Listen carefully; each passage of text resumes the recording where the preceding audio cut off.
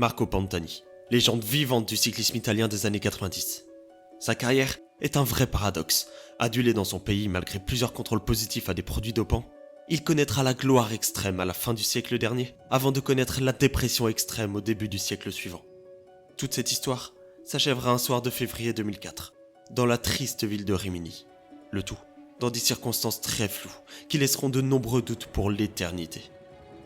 Retour sur la fabuleuse carrière du pirate, ainsi que sur sa mort, aussi tragique que suspicieuse. Pour 8 secondes, Laurent Fignon a perdu le Tour de France. Laurent Fignon a perdu le Tour de France dans la dernière étape. Jamais de ma vie je n'oublierai ce moment. On n'a jamais vu ça. Un maillot jaune à pied. Aïe aïe aïe, attention Philippe, ne pas rappeler. L'équipe de France va devenir, grâce à Julien, championne du monde. Champion du monde, Julien Alaphilippe. Aujourd'hui, je vais vous conter une histoire plutôt connue du grand public. Celle du petit coureur qui gravit les échelons à une vitesse folle, terminant sur le podium du Giro et du Tour de France dès sa 3e année professionnelle. Celle du grimpeur offensif qui n'hésitait pas à attaquer lors de chaque étape de montagne pour essayer de grappiller la moindre seconde. Celle du coureur au look le plus charismatique du peloton. Bref, l'histoire était belle. Trop belle même. Cette histoire, c'est aussi celle d'un homme qui ne sera pas épargné par les chutes tout au long de sa carrière. Celle d'un homme déchu au sommet de sa gloire pour des contrôles antidopage positifs. Celle d'un homme qui s'est enfermé petit à petit dans la drogue et dans les antidépresseurs. Celle d'un homme rongé par ces démons qui vont le mener à sa perte. Chaque Européen vivant dans les années 90-2000 connaît les grandes lignes de l'histoire de Marco Pantani. Mais aujourd'hui, nous allons également nous pencher sur l'enquête, trop injustement bâclée. On ne connaît toujours pas la vérité, et on ne la connaîtra sans doute jamais. Pantani, c'est l'histoire d'un homme rentré dans la légende cycliste, aussi bien par son style si caractéristique que par sa mort suspecte. De nos jours encore, il fascine, à tel point qu'il est même rentré dans les postes des radios des foyers français grâce à la célèbre chanson Rimini des Vampas. Pourquoi ce nom Rimini ? Eh bien, nous le découvrirons plus tard dans l'épisode. Marco Pantani naît le 13 janvier 1970 dans une petite famille modeste qui habite dans une station balnéaire d'Émilie-Romagne, nommée Cesenatico, et située sur la côte adriatique, au nord-est de l'Italie. Il découvre très vite le vélo, à l'âge de 11 ans, mais l'utilise seulement comme un moyen de transport, procurant un sentiment de liberté selon ses dires. Il découvre alors que la bicyclette ne sert pas qu'à se déplacer. C'est également un sport professionnel auquel il va alors s'essayer, avec rapidement du succès. À l'âge de 20 ans, il remporte son premier fait d'armes en terminant sur le podium du Baby Giro, le Tour d'Italie pour amateurs, avec une belle 3e place, qui sera convertie en 2e position l'année suivante avant de le remporter lors de sa 3e année. 3 podiums en 3 saisons consécutives ont inexorablement tapé dans les yeux des structures professionnelles et notamment l'équipe Carrera de Claudio Chiappucci, au sein de laquelle il signe son premier contrat professionnel. Les très belles performances de Pantani dès son entrée dans le circuit professionnel lui permettent d'être sélectionné par son équipe pour participer au Giro 1993. Placé dans le top 20 au général et toujours présent en montagne pour accompagner ses leaders, il sera malheureusement victime d'une chute au cours de la 18e étape qui le contraint à abandonner. Le début d'un mauvais rituel, où sa carrière sera rythmée par des performances sensationnelles en montagne, ponctuées de chutes et d'abandons malheureux. Dès l'année suivante, il change de catégorie. Jusqu'alors considéré comme un cycliste prometteur, il démontre au monde entier que les promesses vont se convertir plus tôt que prévu. Il se présente sur le Tour d'Italie en simple coéquipier de luxe de son compatriote Chiappucci, mais il se rend rapidement compte qu'il est plus fort que son leader, et peut donc prétendre à un meilleur rôle. Durant la 14e étape, Pantani attaque seul dans la dernière montée et franchit ainsi la ligne d'arrivée en solitaire. Bis repetita le lendemain, où il gagne sa 2e étape consécutive lors de l'étape reine de ce Giro. Il place une violente attaque dès le pied du dernier col de la journée, l'inévitable Mortirolo. Derrière, personne ne peut suivre. Ni ses coéquipiers, ni Indurain, double vainqueur en titre de l'épreuve, ni Berzin, maillot rose de leader sur ses épaules. Pantani établit tout simplement ce jour-là le record de la montée de ce col mythique à l'époque. Il terminera à une magnifique 2e place du Tour d'Italie, suivi d'une 3e place sur le Tour de France 1994. Le public italien est aux anges. Il vient de découvrir une nouvelle forte personnalité cycliste qu'il va ériger au rang de nouvelle idole. Pantani, ce cycliste sorti de nulle part, qui rivalise et bat les meilleurs dans un style d'attaque si caractéristique. Le tout couronné d'un faciès reconnaissable entre mille. On y reviendra plus tard. Bref, le public l'affectionne d'un premier surnom dans sa vie. Pas des plus amélioratifs, mais il a tout de même le mérite d'être là. Il devient Il Elefantino en raison de ses grandes oreilles décollées. 1995 est légèrement plus terne pour notre cycliste italien, dont une chute à l'entraînement le prive d'une nouvelle participation au Giro. Après s'être rapidement refait la cerise, il participe au Tour de France et remporte pour la deuxième année consécutive le classement de meilleur jeune. Mais surtout, 2 nouvelles victoires d'étape acquises en solitaire, dont une mythique sur les flancs de l'Alpe d'Huez. Splendida questa azione di Marco Pantani che può alzare il braccio, vince, sembra quasi che discuta con se stesso, sembra quasi che parli con se stesso. Sur le plan comptable, Pantani termine à une lointaine 13e place à cause d'une très forte défaillance dans l'étape du 18 juillet 1995, devenue tristement célèbre suite au décès de Fabio Casartelli sur les flancs du Porte d'Aspet. Malgré une 3e place au championnat du monde en fin d'année, c'est surtout la semi-classique Milan-Turin qui va marquer Pantani. Malheureusement, le destin vient frapper une nouvelle fois ce cycliste qui fait preuve de malchance. Au beau milieu de la course, il se fait percuter par une voiture qui a échappé à la surveillance des forces de l'ordre, bloquant la route pour les cyclistes. Bilan de la situation, une double fracture ouverte tibia-péroné, et une année 1996 passée à se reconstruire afin de revenir encore plus fort. Le cycliste a évité le pire. L'accident aurait pu faire des dégâts beaucoup plus tragiques. Il change d'écurie en 1997 et démarre la saison dans l'équipe de la Mercato Neuno, dirigée par Giuseppe Martinelli, son ancien directeur chez Carrera. Cette équipe est composée de plusieurs lieutenants qui s'articulent tous autour du grand leader, Marco Pantani. Pour la première fois de sa vie, une équipe est entièrement consacrée à un seul but, le faire triompher.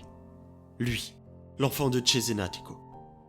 Mais pour son premier grand tour, il va apprendre qu'on ne peut balayer toute sa malchance d'un revers d'une main. Non, Pantani a toujours un chat noir qui lui colle au basque.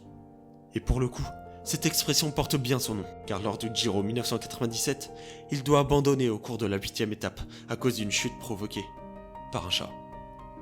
Sans trop de conséquences, il remonte assez rapidement en selle et peut donc s'inscrire au Tour de France où il remporte 2 nouvelles étapes et aura la chance de monter sur la 3e marche du podium. C'est d'ailleurs au cours de cette édition-là que Pantani établit le record de la montée la plus rapide de l'Alpe d'Huez. Record qui tient toujours. Mais c'est trop peu pour satisfaire notre grand champion. Et durant cette année 1998, Pantani est au sommet de son art et excelle dans tout ce qu'il fait. Il Elefantino a bien grandi. Il est entre-temps devenu le pirate. C'est le Pantani que vous connaissez. Bandana vissée sur la tête, oreilles percées, un bouc de brigand et un style d'attaquant prêt à l'impossible dès que la route s'élève. On ne sait jamais quand le pirate va attaquer. Le sait-il lui-même ? Mais ce qui est sûr, c'est qu'il va attaquer. À chaque étape de montagne, il n'est pas du genre à sucer la route de ses adversaires. Non. Ce Pantani-là, c'est un Pantani de gala, un Pantani qui fait le show, un Pantani imprévisible.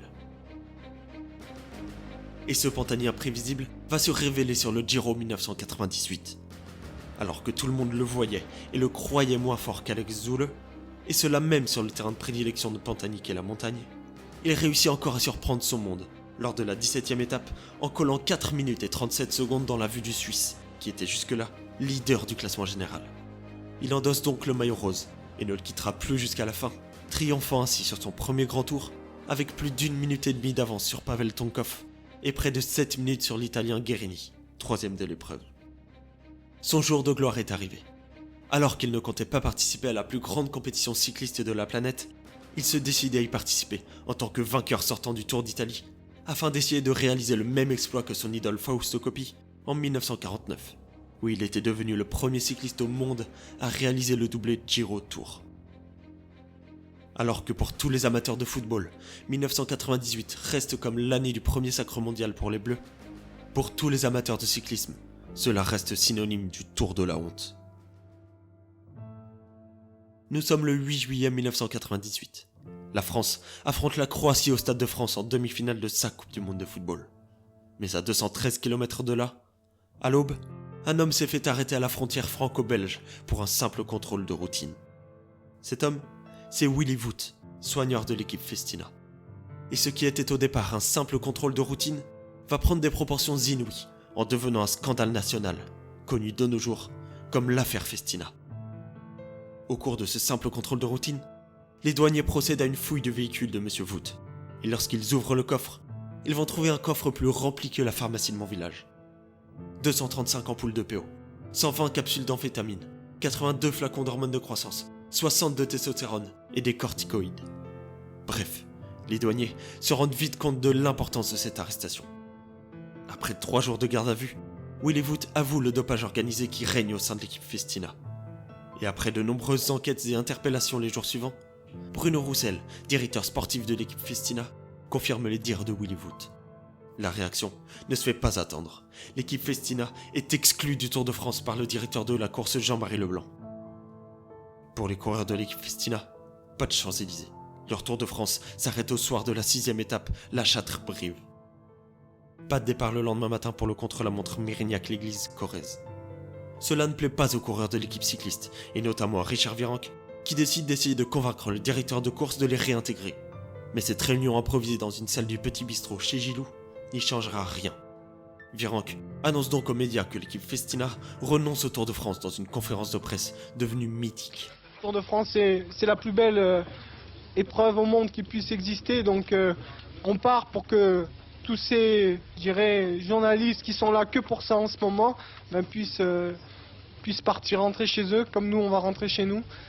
Et donc vive le Tour de France 98 et je remercie le public qui a été qui nous a énormément soutenus et qui va encore nous soutenir. Et je donne rendez-vous à l'année prochaine. Ciao les Virenque, Zouleux et compagnie. C'est un boulevard inespéré qui s'offre à Pantani. Ce n'est tout de même pas une mince affaire, car son plus gros rival sur ce tour, Jan Ullrich, est encore là, et le restera jusqu'au bout. Mais il serait mensonger de dire que l'affaire Festina n'a pas aidé les autres coureurs du peloton, en éjectant certains favoris, avant même le début des premières côtes. Il serait également hypocrite de dire que tous les coureurs sales ont été exclus, et qu'il ne reste plus que des coureurs propres. Non, ce n'est pas vrai. Tout le monde le sait. Les années 90 sont le fleuron du dopage généralisé au sein du peloton, et il n'existe pas un seul coureur de cette décennie qui ne soit pas mêlé au cours de sa carrière à une affaire de dopage. En juillet 2013, la commission d'enquête sénatoriale sur l'efficacité de la lutte antidopage publie un communiqué dans lequel elle cite une liste de coureurs contrôlés rétrospectivement positifs à l'EPO. Parmi ces coureurs, Eric Zabel, Mario Cipollini, Laurent Jalabert, mais surtout Jan Ullrich et Marco Pantani. Heureusement pour ces coureurs non pris par la patrouille, ils peuvent continuer à défiler sur les routes de France, mais le spectacle est un petit peu gâché. Malgré tout, le tour continue. Pantani a un doublé à aller chercher. Et pourtant, au soir de la 11e étape, il vient d'établir le record de la montée la plus rapide du plateau de Bailly. Mais cela ne suffit pas. Le maillot jaune est toujours sur les épaules de Jan Ullrich. Pantani, lui, n'est que 4e à près de 3 minutes du leader. Jour de repos pour tous les coureurs le lendemain, avant de repartir de plus belle pour la 12e étape.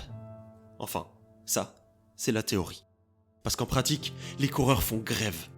Au départ réel de l'étape, tout le peloton, Laurent Jalabert en tête, refuse de s'élancer sur les routes du Tour pour dénoncer tout l'acharnement médiatique qui rôde autour du peloton depuis l'affaire Festina. Pour faire simple, les coureurs ne veulent pas partir, et cela donnera lieu à une photo mythique de l'histoire du Tour de France. On y voit Marco Pantani, assis par terre avec tout le peloton derrière lui, le dos voûté, les épaules recroquevillées, et surtout, le regard qui a l'air perdu, fuyant l'objectif du photographe placé juste devant lui. Après 2 heures de grève, le départ peut enfin être donné, et l'étape se déroule normalement. Nous arrivons au jour de la 15e étape, entre Grenoble et les Deux Alpes. Grande épreuve de montagne cochée par tous les spécialistes qui excellent dès que la route s'élève. Au programme, un départ de Grenoble, puis une montée du col de la Croix de Fer, suivi d'un enchaînement télégraphe-galibier, avant de terminer en beauté avec une arrivée située en haut de la montée des Deux Alpes. Bref, tout le gratin est réuni à l'avant du peloton. Cette étape va être décisive. La météo, elle, n'est pas de la partie. Pluie et froid pendant toute l'étape, brouillard à couper au couteau dans la descente de la Croix de Fer. Chose promise, chose due, l'étape va rentrer dans les mémoires.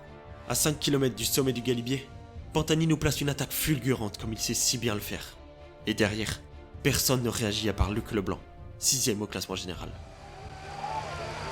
Et Ulrich complètement isolé. Pantani, attention à Pantani, c'est fait, c'est l'attaque qu'on attendait, Marco Pantani attaque, c'est là que le Tour de France peut basculer, attaque de Marco Pantani, quand Marco part il est impossible d'aller le chercher, si Marco Pantani insiste c'est fait, Luc Leblanc vient avec lui, Marco Pantani, Luc Leblanc, attaque conjuguée des grands adversaires d'Ulrich, si les deux hommes se relaient, ça risque d'être terrible pour le maillot jaune, Marco Pantani est parti, quelle force de la part de Luc Leblanc, il ne faut pas s'accrocher, il ne faut pas exploser, il faut rester au train derrière Pantani. Pantani qui en remet une deuxième accélération qui risque d'être fatale à Leblanc. Mais si Pantani part maintenant dans l'ascension du Galibier, ça veut dire qu'il ne vise pas seulement la victoire d'étape, mais aussi le classement général. Tout peut basculer dans ce Tour de France. Ulrich est isolé, Pantani est attaqué avec Leblanc. C'est le moment de vérité, c'est l'heure de vérité pour le maillot jaune qui se retourne. Non, il n'y a plus d'équipier avec lui. Tout se joue maintenant. C'est maintenant, on revoit au ralenti cette attaque de Pantani très pure. Et regardez comme Leblanc a la force de venir le chercher. Mais Leblanc va rapidement lâcher la roue de notre héros du jour. Pantani est trop fort, grand plateau dans les pentes du Galibier. Il passe au sommet avec plus de 2 minutes 40 d'avance sur les favoris de l'épreuve. Il ne lui reste environ que 20 secondes à reprendre à Ulrich au général et il serait virtuellement maillot jaune. Dans la descente, Ulrich réussit à reprendre quelques secondes sur Pantani. Mais ce n'est que du cache-misère. Il sait qu'il va exploser. Et la faute à pas de chance, le maillot jaune crève au pied de la dernière montée de la journée. Un changement de roue et ça repart, mais ça ne facilite pas ses affaires déjà bien compliquées. Après une nouvelle cavalcade folle de Mario sur la route qui mène aux Deux Alpes, il remporte l'étape et fait même coup double en endossant le maillot jaune pour la première fois de sa vie. Car derrière, Ulrich n'existe plus. Il termine l'étape en 25e position, à 8 minutes 57 du vainqueur du jour. Pantani a assommé la concurrence. Lui qui comptait 3 minutes de retard sur l'ancien leader du général, possède désormais près de 4 minutes d'avance sur son dauphin. Cette étape est vraiment l'étape qui a marqué tous les esprits des suiveurs du Tour 1998. Dès le lendemain, Ulrich baisse les bras et explique aux journalistes « Pantani est vraiment le plus fort. Je vise désormais la 2e place du podium. » Sur le plan moins sportif, c'est la 17e étape qui va rester en tête pour une raison moins glorieuse. À la suite de garde à vue de certains coureurs la veille au soir, c'est tout le peloton qui va faire grève de cette étape, qui sera finalement neutralisée et qui n'apparaîtra donc pas dans les classements officiels. Au total, c'est 5 équipes qui décident de ne pas franchir la ligne d'arrivée, ou de ne pas repartir le lendemain en guise de protestation. Parmi elles, la formation Once de l'Orange à la Berre, ou l'équipe Kelme d'Escartine, alors 4e au général. Et c'est le manager de la Once, Manolo Saiz, qui nous gratifie du plus beau résumé de la situation sur place, avec un magnifique « Je mets un doigt au cul du Tour de France ». Charmant. Bref, parmi tout ce beau bazar, Jean-Marie Leblanc, directeur du Tour, réussit à remettre un petit peu d'ordre dans ce Tour très mouvementé, et le peloton franchira la ligne d'arrivée, avec un Pantani en jaune sur les Champs-Élysées, devenant ainsi le premier vainqueur italien du Tour de France depuis 1965 et Felice Gimondi. Pantani est depuis ce jour-là le dernier cycliste à avoir réussi le doublé Giro Tour de France. 98 reste et restera comme l'année la plus faste du champion italien, qui rentre dans la légende du cyclisme avec ce doublé magistral. Il commence 1999 avec les mêmes ambitions et s'aligne sur les routes italiennes pour le Giro. Le parcours est extrêmement montagneux cette année-là et semble même tracé pour le pirate qui envisage alors une 2e victoire consécutive à domicile. À domicile, le mot est bien choisi car ce fameux Giro 1999 passe par Cesenatico, sa ville natale. Et c'est un Pantani injouable que l'on voit sur ce Giro. Il remporte 4 victoires d'étape et fonce droit vers la victoire. Au soir de la 20e étape, alors qu'il vient de remporter les 2 étapes précédentes, Pantani s'offre même le luxe de porter les 3 maillots différents. Le maillot cyclamen du classement par points, le maillot vert symbolisant le leader du classement de la montagne, et enfin, le maillot rose de leader du classement général. Ce Giro lui est promis. Il possède plus de 5 minutes et demie d'avance sur son dauphin, à 2 jours de l'arrivée. Marco Pantani, le leader du Tour d'Italie, a été exclu de la course ce matin après une analyse sanguine suspecte. Stupeur. À la suite des contrôles antidopage réalisés la veille, il n'a plus le droit de prendre le départ de l'avant-dernière étape de ce Giro qu'il allait remporter. Pour faire simple, il n'a pas été contrôlé positif à l'EPO, Mais son taux d'hématocrite est trop élevé, 52% au lieu des 50 requis. Comme sanction, il est donc suspendu 15 jours et n'a donc pas le droit de repartir le matin même.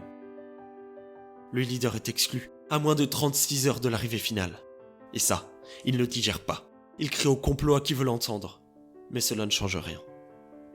C'est le début d'une lente mais vigoureuse déchéance pour le cycliste italien, qui ne devient plus que l'ombre de lui-même. Sa compagne de l'époque, Christina Johnson, nous explique des années plus tard. Il est rentré chez lui et a passé des jours à se désespérer et à pleurer. Il était complètement paralysé. 150 à 200 journalistes encerclaient la maison. Marco s'est senti trahi et abandonné.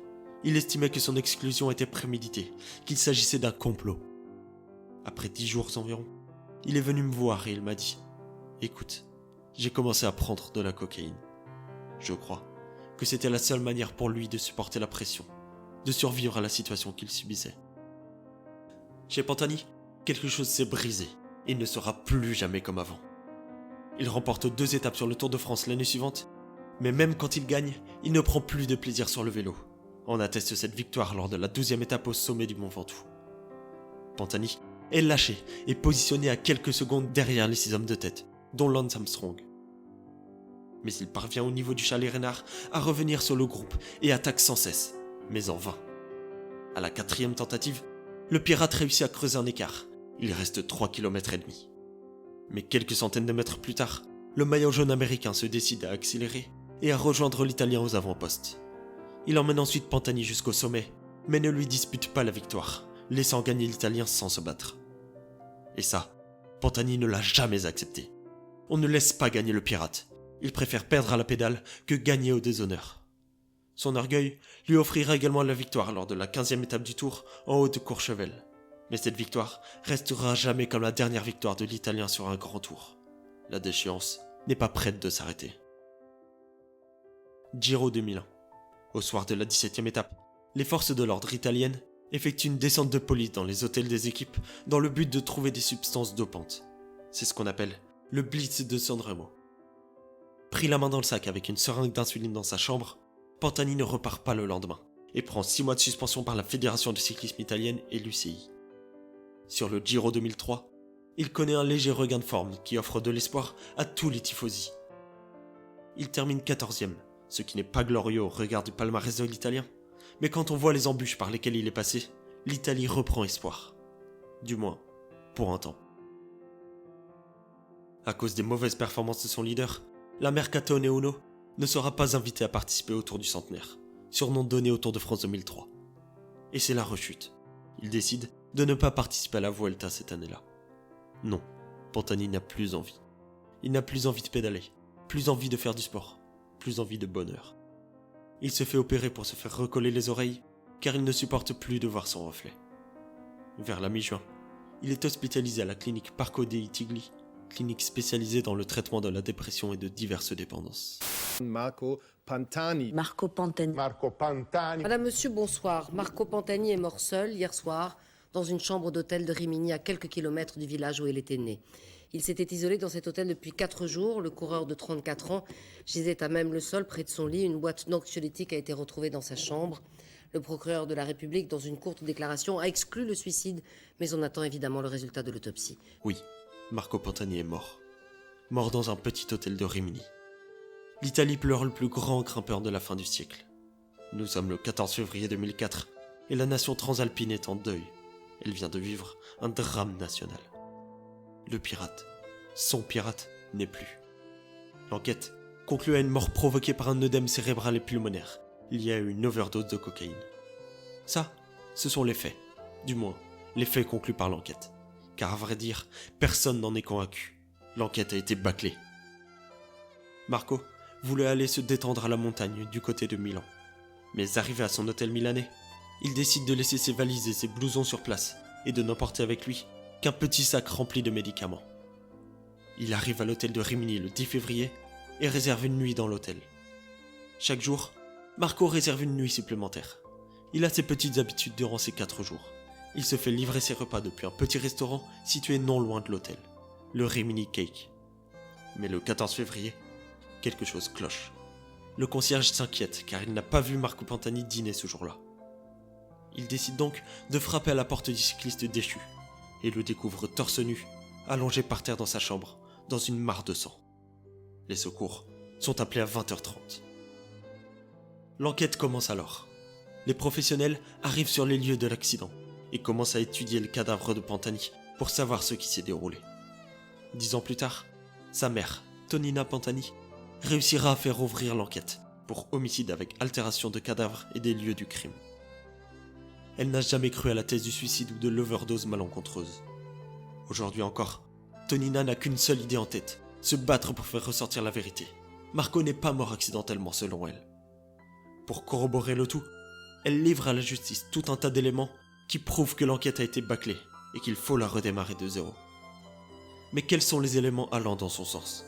Retour sur une enquête bâclée, ou encore pire, orientée. La plupart des éléments que je vais vous citer ont été révélés au grand public grâce au livre Vie et mort de Marco Pantani de Philippe Brunel, journaliste français, qui lui aussi émet de sérieux doutes sur la conclusion de la première enquête, et grâce à Nicolas Jay pour Stade 2, qui a également mené un reportage dans ce sens. Les extraits que vous entendrez proviendront de ce reportage. Je vous conseille vivement d'aller voir ce documentaire disponible en replay sur YouTube. Nous pouvons y apercevoir des vidéos prises par les enquêteurs dans la chambre du cycliste et nous en apprenons plus sur les circonstances floues de l'enquête. Parlons tout d'abord de l'hôtel en lui-même. Il est seulement situé à 30 km de la ville de Cesenatico, ville de la famille Pantani. De plus, pourquoi être venu dans une station balnéaire comme Rimini, connue pour ses excès en tout genre, si c'est pour dormir dans un hôtel miteux de la côte adriatique? La chambre d'hôtel ne lui coûte que 55 € la nuit. Son seul avantage est d'être situé proche du domicile de son dealer. 1 heure seulement avant sa mort, Marco téléphone à la réception de l'hôtel à 2 reprises et s'exprime mot pour mot. « Excusez-moi, il y a des gens qui me dérangent. Est-ce que vous pouvez appeler les carabiniers ?» Selon l'avocat de la famille, c'est un langage très propre. L'ancien cycliste ne pouvait donc pas être en plein délire psychomoteur comme conclu par la précédente enquête. Aussi, pourquoi aucune personne n'est intervenue? Pourquoi personne n'a appelé les carabiniers comme il l'avait souhaité? Autre problème, il est possible de rentrer dans l'hôtel sans passer par la réception. Il suffit de rentrer par le garage. Impossible donc de conclure que l'Italien n'a reçu aucune visite ou qu'il est resté cloîtré dans sa chambre à cette heure-là. Intéressons-nous ensuite à la chambre 5D de l'hôtel Le Rose, chambre où Marco Pantani a rendu son dernier souffle. Pour accéder à la chambre du cycliste, les policiers ont enfoncé la porte car elle bloquait selon eux, alors qu'ils auraient simplement pu utiliser la poignée pour rentrer dedans, comme l'a simplement fait le concierge plus tôt lorsqu'il a découvert le corps. La première chose choquante en rentrant dans la pièce est le chaos régnant dans la chambre. C'est ce principal argument qui fait tout de suite dire aux enquêteurs que Pantani est décédé en plein délire psychomoteur dû à une overdose de cocaïne. Cependant, lorsqu'on y regarde de plus près, le désordre semble être un désordre organisé, car tous les objets de valeur comme la télé ou le miroir qui pourtant sont renversés au sol sont intacts. Même les objets comme une chaise ou une poêle tombés sur ce miroir ne l'ont pas cassé. On a l'impression que tout a été posé avec délicatesse pour étayer la thèse du délire.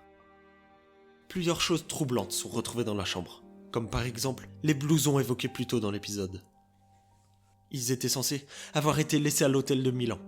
Alors pourquoi ont-ils été remis à Tonina Pantani en indiquant que ces blousons proviennent de la chambre de Rimini? Dans la chambre, et selon le rapport d'autopsie, il y avait entre 15 et 50 grammes de cocaïne dans le sang de Marco Pantani.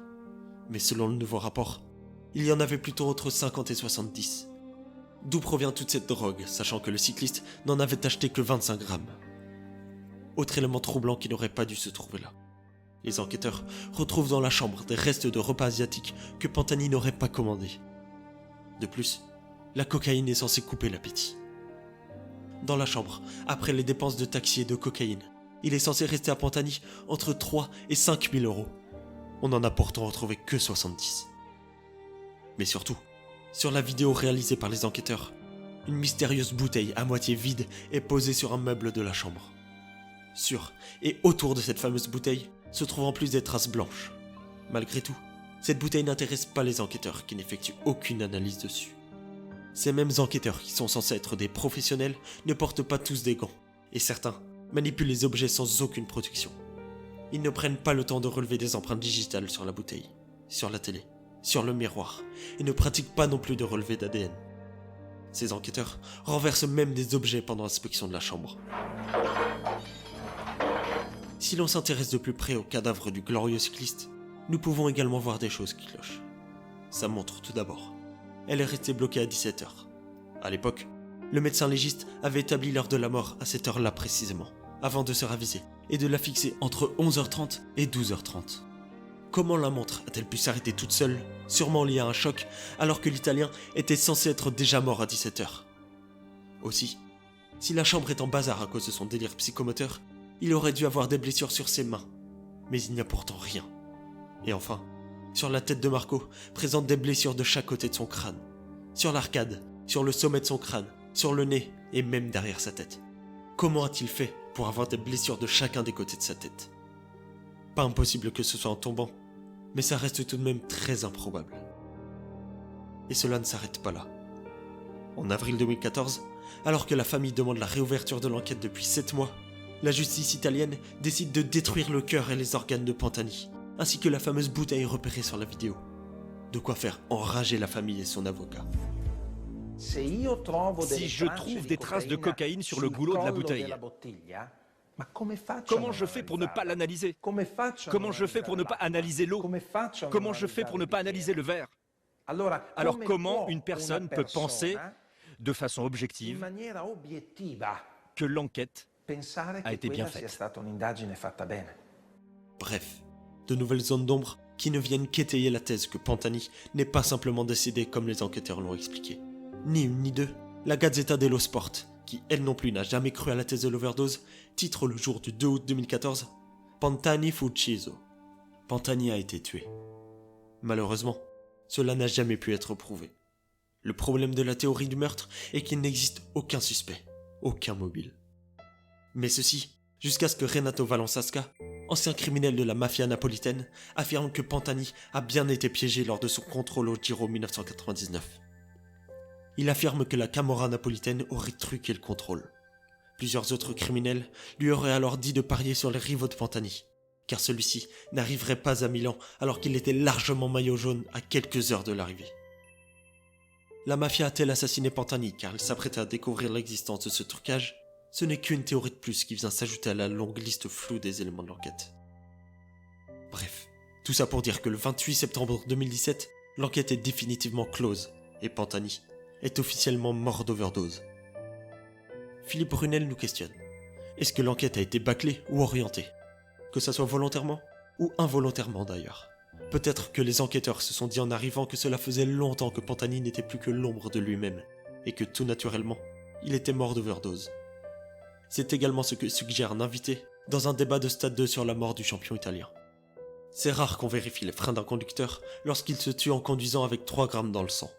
Ça ne veut pas dire que ça ne peut pas exister, mais c'est le moins probable. Tonina Pantani, la mère du champion, reste convaincue que le milieu qui entourait son fils n'y est pas pour rien dans ce drame. Elle exprime à des journalistes la veille de la sépulture de son fils. « Vous l'avez tué, vous l'avez persécuté pendant 4 ans, laissez-nous seuls pour pleurer en silence. » 3 années plus tard, elle expliquera dans une interview pour Paris Match. « Pour moi, c'est le cyclisme qui l'a tué. Tout part de son exclusion du Tour d'Italie en 1999, à Madonna di Campiglio. Ce jour-là, Marco est tombé dans la honte. C'est également pour cette raison que je me suis inspiré de la une de la Gazzetta dello Sport pour titrer mon épisode « Ils ont tué le pirate ». Qui ça, ils? La police italienne par leur négligence, tout comme le procureur et le médecin légiste. Les dealers, ces démons addictifs, la mafia, les médias. Ils ont tué le pirate car personne ne saura la vérité. Il restera un voile à jamais. Il n'y a pas un coupable défini dans le décès de ce champion italien. Mais tout le monde a sa part de responsabilité dans l'histoire. De nos jours, son décès dans des circonstances aussi tragiques que floues entretient son mythe qui continue à le faire vivre dans nos mémoires. Sa carrière autant que sa mort suspecte y joue pour beaucoup. Bref, Marco, tu allais toujours plus haut, plus vite que les autres. J'espère que tu n'as pas raté le paradis. C'était Sportcast, merci pour votre écoute. Si vous avez apprécié, n'hésitez pas à me le faire savoir sur mes différents réseaux sociaux, à noter ce podcast ainsi qu'à le partager. N'hésitez pas également à me donner des idées de sujets dont vous aimeriez que je parle. Je les traiterai peut-être dans un prochain épisode. Salut!